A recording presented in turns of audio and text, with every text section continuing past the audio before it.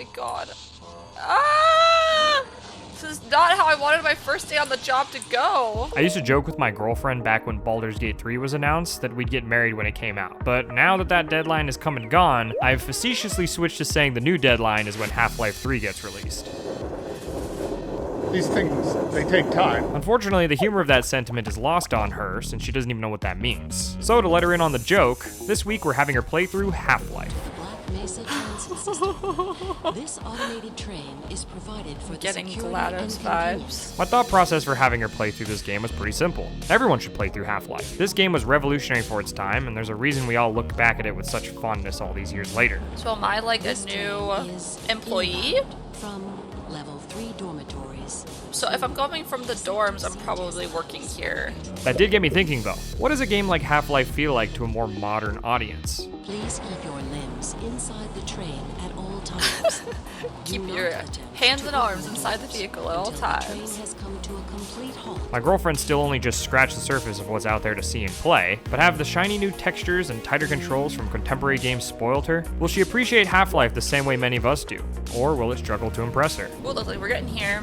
Since she's someone who's unwittingly been the benefactor of its impact on the games industry, my hope for sending her on this trip back in time is to see how well the game holds up to a newcomer in today's day and age. PhD at MIT in theoretical physics? I'm smart. For context, Half-Life released in 1998 set a new standard for what a game could be. Look at the robots.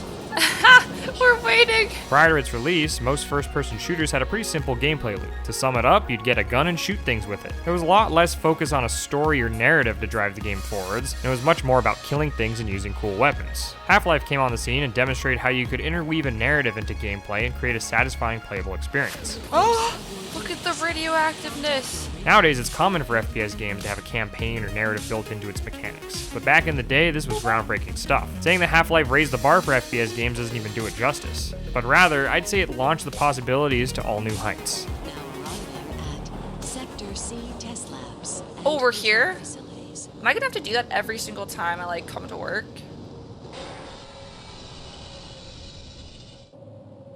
Please stand back from the automated door and wait for the security officer to verify your identity. Okay. Before exiting the train, be sure to check your area for personal belongings. Thank you, and have a very safe and productive day. Morning, Mr. Freeman. Looks like Oh you're shit, on I the can way. move. Oh, hi. Can I have moved this whole time? I just assumed. That's so funny. I didn't even really think about it until I heard him coming up to the side of me. From the very start, Half-Life understands how to properly acclimate the player to its world. Not only is it Gordon Freeman's first day at Black Mesa, but to a new player, it's their first visit as well. Hey, catch me later. I'll buy you a beer. Nice, thank you. Going into the game with next to zero expectations, it's easy to forget that the game is a first-person shooter based solely from the events of the intro, but that's part of the fun. Hello. It's the Black Mesa Research Facility. Hey, Mr. Freeman. I had a bunch of messages for you, but we had a system crash about 20 minutes ago, and I'm still trying to find my files. Oh, don't worry about it. They were having some problems down in the test chamber, too, but I think that's all straightened out. They Okay. told me to make sure you headed down there as soon as you got into your hazard these suit. ridiculous Okay. ties? Well, thank you for letting me know. She really got the full first day of work experience, complete with touring around the different facilities and making acquaintances along the way. Please, leave me alone until after the experiment. Man, these scientists are like standoffish. Weren't you supposed to be in the test chamber half an hour ago? Half-Life does a great job of constructing an immersive experience for the player, and the intro sequence of Black Mesa helps set the framework for the adventure waiting to unfold. Oh, so there's a button. Oh god. I feel like I'm just like going deep underground and I'm in a hazmat suit. This is making me feel very claustrophobic. If I'd given her zero context whatsoever for what the game was before sitting her down to play, I can already tell she would have had a blast just running around interacting with things if the game had just been a giant corporate training simulator. It's the break room! Oh, there's soda. Aha! I can't be bothered right now. Man, no one wants to chat. Now with that being said, it became clear rather quickly this wasn't exactly the first day on the job she was expecting it to be. It's about to go critical. What's about to go critical? What the hell is going on with Why is that broken? Meant to lose in the first place. Oh fuck. I'm feeling very uncomfortable with my first day of work. Whether it was the hazard suit or the obscene amount of first aid kits everywhere, disaster was just waiting to happen. Now, if you follow standard insertion procedures, everything will be fine. I don't know how you can say that, although I will admit that the possibility of a resonance cascade scenario is extremely unlikely. Gordon doesn't need to hear all this. I He's am a highly very trained alarmed. professional. We've No, I assured want all the administrator that information. Nothing will go wrong. I don't think I want to yes, go in you're here. right. No one is making me Gordon, feel we have confident complete about this confidence in you. situation. Not to mention, her constant eavesdropping on the water cooler banter around her tipped her off that not everything was all peachy keen here at Black Mesa. Did I do it wrong? Get your heads out of your asses and just tell me what the fuck is going on. Stop telling me what you want it to happen and tell me what is happening.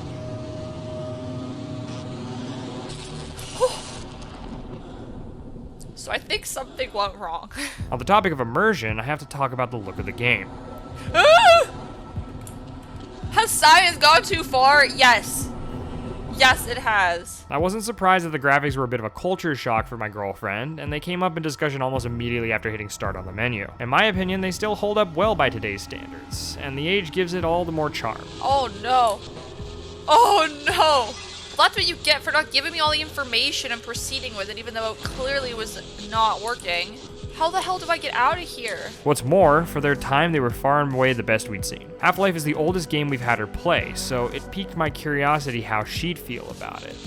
Okay, come on, dude. We gotta get out of here. Although her initial reaction was to laugh at the goofiness of the other human characters, the immersion runs so deep that within minutes she was no longer distracted by the textures and instead found herself just another part of the game's world.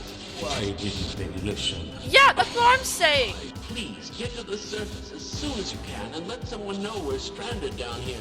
Okay, I'm on it. Oh god. What the fuck is that thing? Oh my god. Scientists, be safe. I'll come back as soon as I can. Okay, well, I'm trying to freaking go out the door. When it comes to Valve games, a while ago I had her play through the Portal series, and I think that was a good way to introduce her to the developer. Then someone let me out of here. Ah! Valve makes you think when you're playing their games, and just because you're handed a gun in Half-Life doesn't mean you solve all your problems with shooting. Oh, thank god. I don't understand why he wasn't helping me before. They spend a good portion of the prologue not even arming her, so she gets a good taste of movement and how Gordon controls. Oh, good lord. Those guys need to get out of here. Overall, the game blends its action with its puzzles quite seamlessly, and with her experiences from Portal, she's much more capable at problem solving in first person. Not to mention, her aim's gotten a lot better since then too. How did I get this? It lends its credit to the entertainment of the game that you can go so long playing without ever firing a gun or let alone equipping a weapon. Oh my god! I just watched an elevator fall! In case of fire, do not use elevators, okay? Oh god, that could have been me! It speaks volumes how easily she could lose herself in the fun of exploring and helping out around Black Mesa before later finding a weapon and remembering, oh yeah, I'm supposed to kill things in this game. Oh my god! Stay away from the security guard. Her initial objective is to escape the facility and get help. Of course, now there are a bunch of aliens running around and getting in her way. Right from the start, as soon as she swung the crowbar for the first time, she realized that Gordon handled a little different from other characters she's controlled before. I'm currently climbing my way to the top of the science facility to let them know that there's a bunch of scientists trapped. But I'm also not really feeling like these scientists are really trying that hard to save themselves, and it's a little bit alarming. Because, like, all the alarms keep saying, like, explosion imminent, overheating systems, and I'm like, get out of here! Ah, shit. I'm really struggling with this whole gravity thing. The age definitely showed in its controls, mostly in the way she could whip around back and forth really quick. That being said, the attention to detail in Half-Life more than makes up for some of the clunkier movements. I'm having a lot of fun. Since she's been acclimated to the polished camera movements you can expect from contemporary games, she actually got a little motion sick the first day she played. Well, there goes our grant money. There goes our grant money. That's what you're worried about in a time like this? Grant money? With some practice, got the hang of it, and her gripes mysteriously disappeared along with it. Hello. Did you just, like, say hello after jumping out the window? Despite being a shooter at its core, Half-Life still wants you to interact with it in several other ways as well. It really stood out to me how much fun she had turning wheels, pulling levers, and pushing buttons between the different firefights.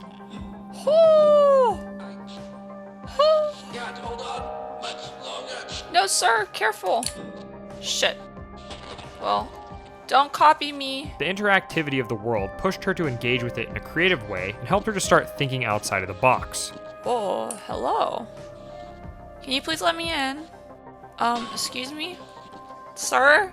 Why are you adjusting your tie in a time like this? Her curiosity drove her to be thorough in her investigations of her surroundings, but her lack of game sense definitely worked against her in other ways as well.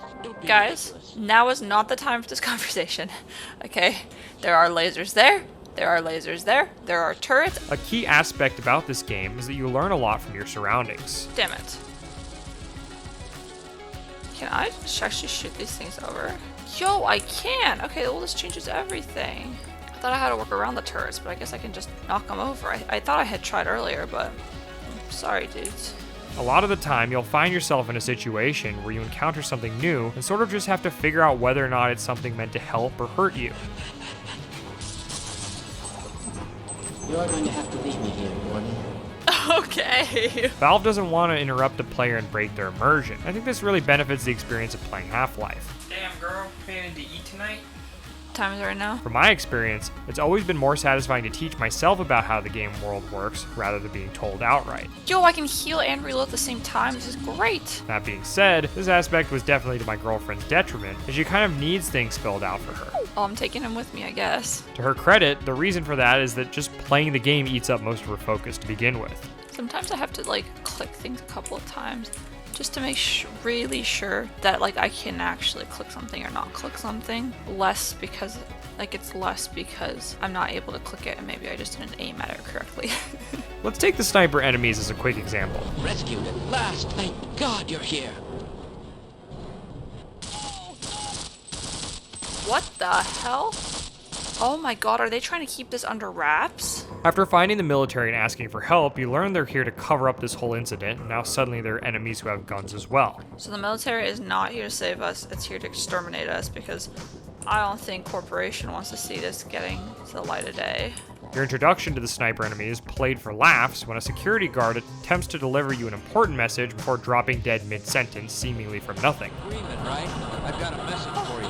Okay, what's up? Make sure you don't... No, what was the message?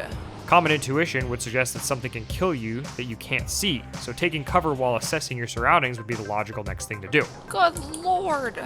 He was telling me something important. My girlfriend eventually got there too, but not before standing in front of the guard's corpse, upset that she'd never find out what he needed to tell her, when clearly all he had to share was there were snipers running about. Where did that shot come from?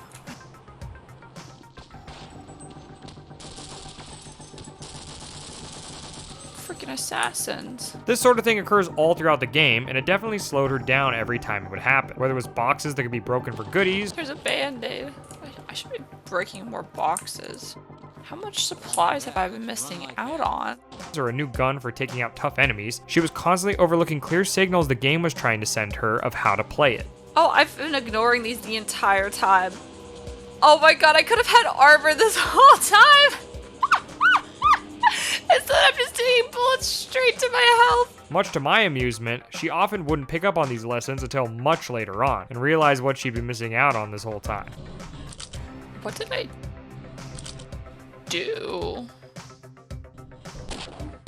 Oh, it's like a grenade. I love that was completely on accident.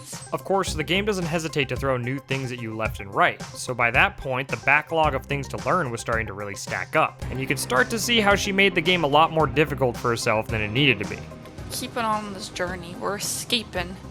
We're gonna try and keep most of the scientists alive if possible. We'll probably lose a couple along the way, but not for lack of trying. Okay, I might get lost along the way. The game likes to evolve over time and incorporate more of the new things that it teaches you together. Although she's a little slow to catch up, it doesn't necessarily hinder her from having a good time still. Nice. She may march to the beat of her own tempo, but the reality is that a fun game is still fun even when you're bad at it. Nice, I'm finally getting the rocket off. Yes! I'm not really sure what getting the rocket off will do, but the scientist said to do it, so. I found it endearing that she was still enjoying herself even when she found herself failing a section over and over again. Oh wait, I can just hop up the side. Shit. Okay. Good idea, poor execution. It took me a shocking amount of time to figure out this idea. There it goes. Even the segments where I felt like I was losing my mind watching her not get something that seemed like common sense, I could still appreciate the enthusiasm she had to get back up and experiment. What just happened? Was I just knocked out? I was! A common joke between the two of us about her in games is that she plays outside of intended gameplay loops and instead operates within her own girlfriend loop. Oh my god, I'm being thrown in the trash compactor. I feel like I'm in Star Wars right now. No, shit. I died. I mentioned how she initially scoffed at some of the older textures in this game, but she actually came to eat those words. She ended up relying on them as she mentioned to me how she could usually tell if something was interactable by the texture being a little clearer than its fuzzy surroundings. Maybe not necessarily intended on Valve's part, but it was a neat little trick to help speed up her already slow exploration. And all that and I can't even get in there? God damn it.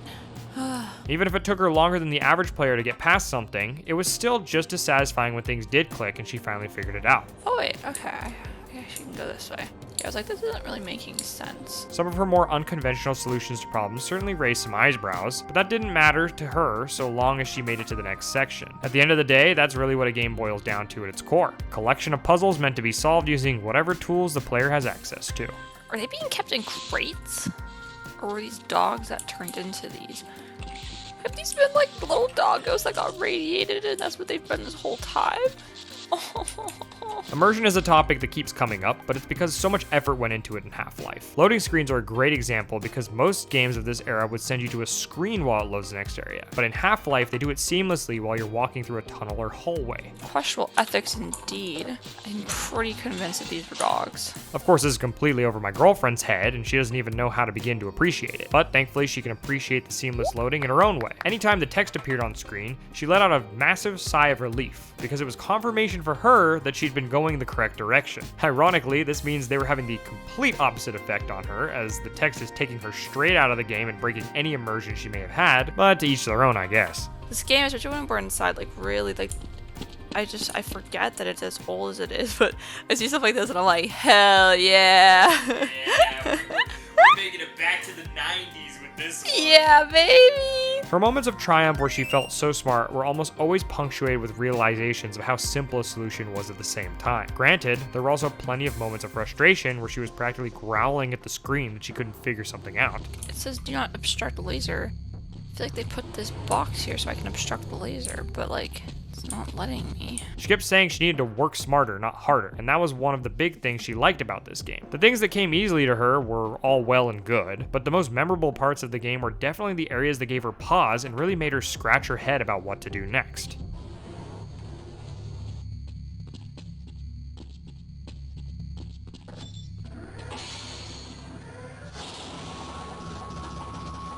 Oh. God. This game makes me feel both like so dumb, then also so smart. The thing is, when I play a game and start to struggle, there's usually a moment where I stop and think about what I'm doing.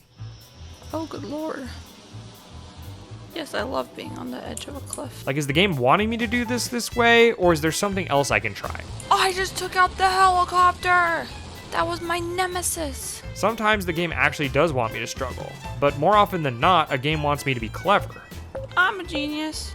Half-Life made me realize something about how my girlfriend plays games, which is that she's always struggling. I'm not good. Her lack of experience means that everything feels challenging and difficult, so that logic gate doesn't even exist for her. Try it over here. You like my technique, like the peeking and... It never occurs that she might be doing something wrong if the game feels hard or unfair, because her immediate assumption is that it's her fault for not being good at it. What? I was hiding! trying my process. Instead of finding an alternative, she blames herself and just keeps brute forcing things until she eventually finds a way through.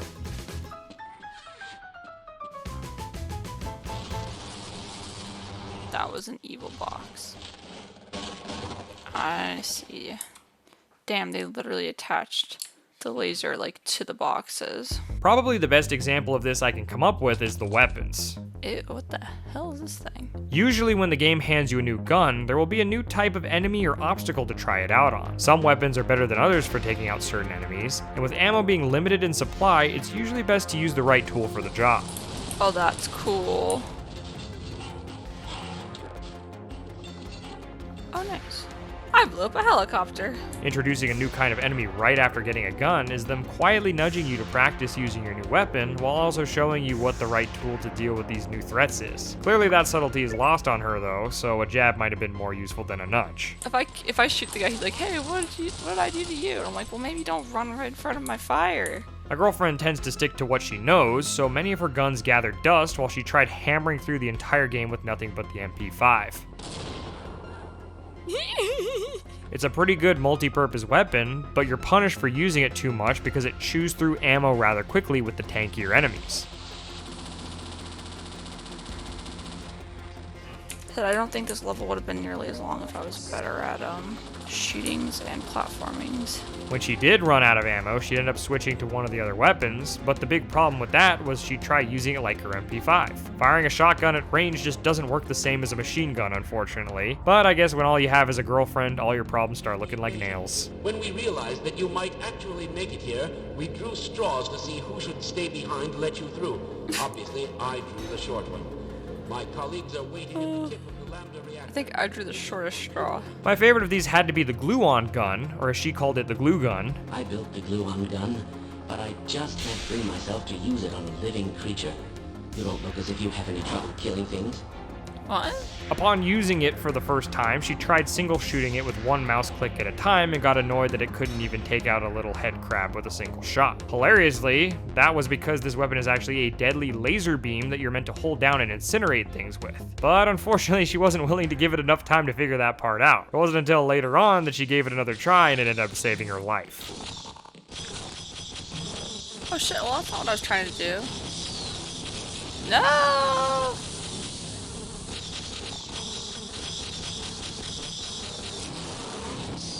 Whew.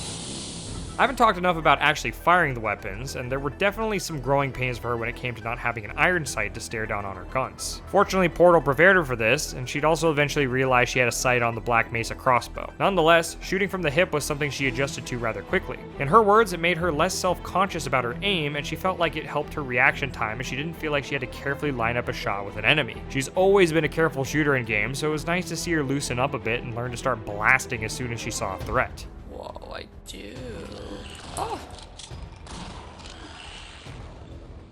Ha. For her, getting behind cover was more of a suggestion than a rule though, as she seemed to prefer more of a juggernaut approach. It was kill or be killed, so unless the enemy was spongy enough to eat her bullets, her main strategy was to stand in open view and unload on wherever the red damage indicator pointed her. Lord, what even is getting, is the, I know you can't really see, but like, is it the tank that's getting me? The further she got in the game, the less feasible this strategy was, and eventually her methods started to change. At a bare minimum, she at least started crouching. It wasn't behind anything, but it was at least a step in the right direction.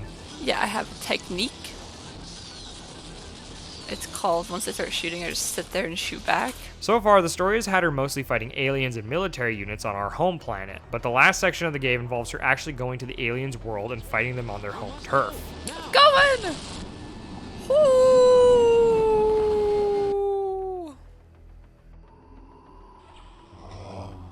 Okay. Interesting. Platforming has had a presence throughout the game, but it's this last section of the game that it ramped up in difficulty for my girlfriend. Okay, I didn't do that right. She claimed that for her playthrough, the jumping sections were a lot harder than any of the firefights, but she's always been her own worst enemy when it comes to platforming, especially in first-person games. Isn't Zen supposed to be, like, relaxed? Because this is not relaxed. On Zen specifically, the platforming segments led to some of her biggest frustrations, thanks in no part to the change in gravity. Damn it.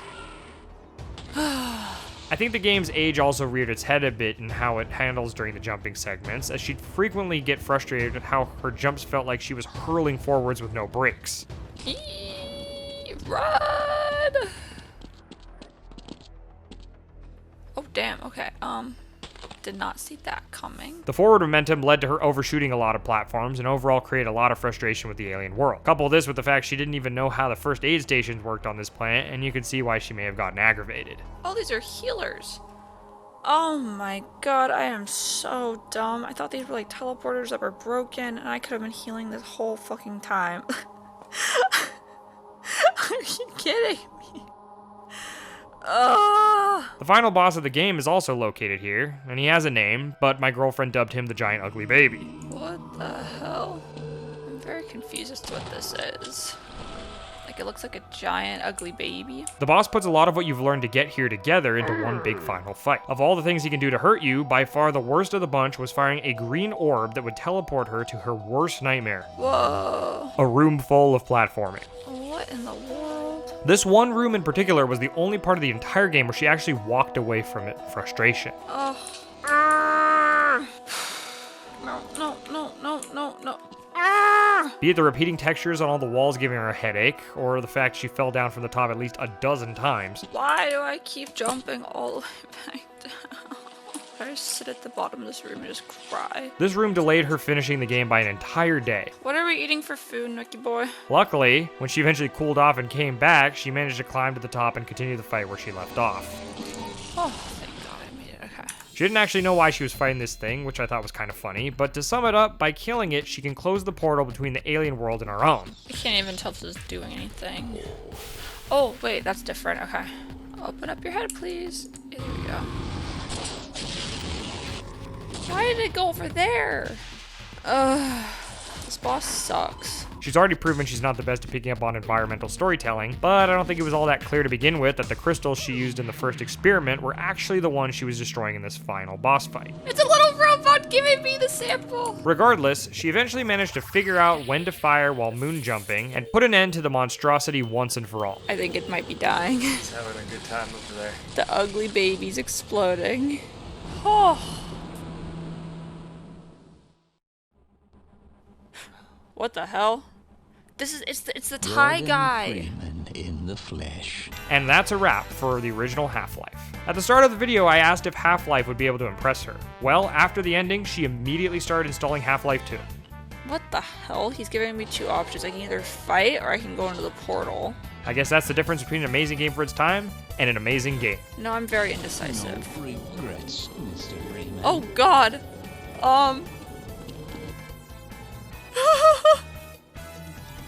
Observation terminated. Postmortem subject declined offer of employment. I got the answer to my question, but she's still got some of her own. He like didn't talk the whole game and now he just won't shut up. The good news for her, though, is that there's more where that came from. And she'll soon find out that the right girlfriend in the wrong game can make all the difference in the world.